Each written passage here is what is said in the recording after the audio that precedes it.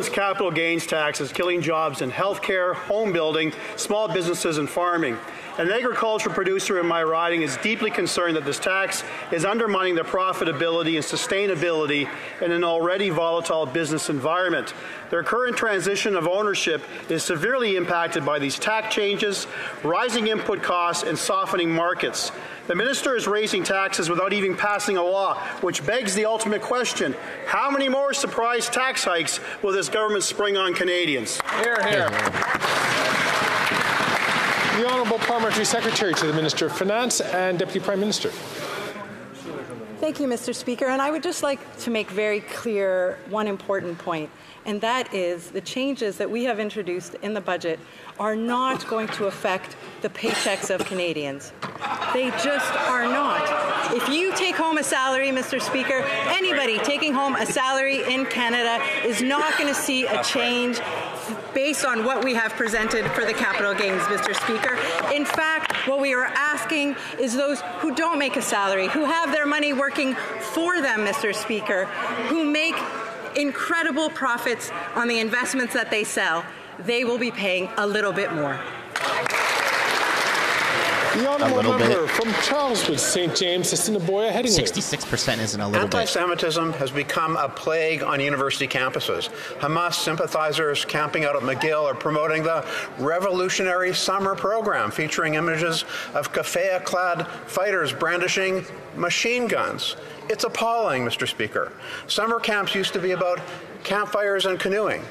After 9 years of this Prime Minister, it's become bring your machine gun to camp to threaten and harass Jewish students. It must be stopped. Now, what are they going to do about it?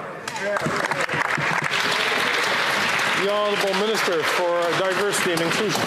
Mr. Speaker, I think every single Canadian and every single member in this House condemns anti-Semitism. Mr. Speaker, we know that combating anti-Semitism and hate takes concrete action. That is why in this particular budget, Mr. Speaker, we're investing $273 million towards Canada's first ever action plan on combating hate. We've also invested more than $200 million towards Canada's anti-racism strategy. We've launched the Community Resiliency Fund. We're working with the Minister of Public Safety. Mr. Speaker, we're going to continue to do everything possible to make sure we combat hate in this country and around the world. Thanks, Mr. Speaker.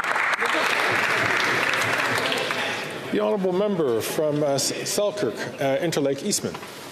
The Minister of Foreign Affairs told CBC News last week that it was news to her that Russian warships are docked alongside one of our Canadian naval vessels in Havana, celebrating the Cuban communist dictatorship. This morning, the Minister of National Defence was asked if he had told the Minister of Foreign Affairs, and of course, he denied it.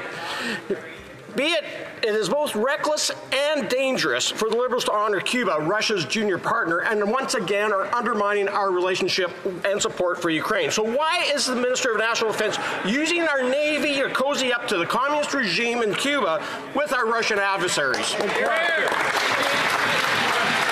The Honourable Minister of National Defence.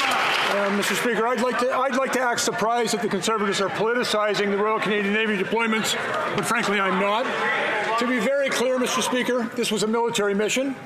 Along with our American allies, the Canadian Navy and Air Force have been tracking the movements and activity of a Russian naval flotilla along the eastern seaboard and into Cuba with our Aurora aircraft and the HMSC Ville de Quebec. Upon the advice and at the request of the Royal Canadian Navy and the Canadian Joint Operations Command, I authorized the HMS Margaret Brooke to visit Havana. We were well aware that the Russians would be present at the same time, and we planned our mission accordingly. So you knew, and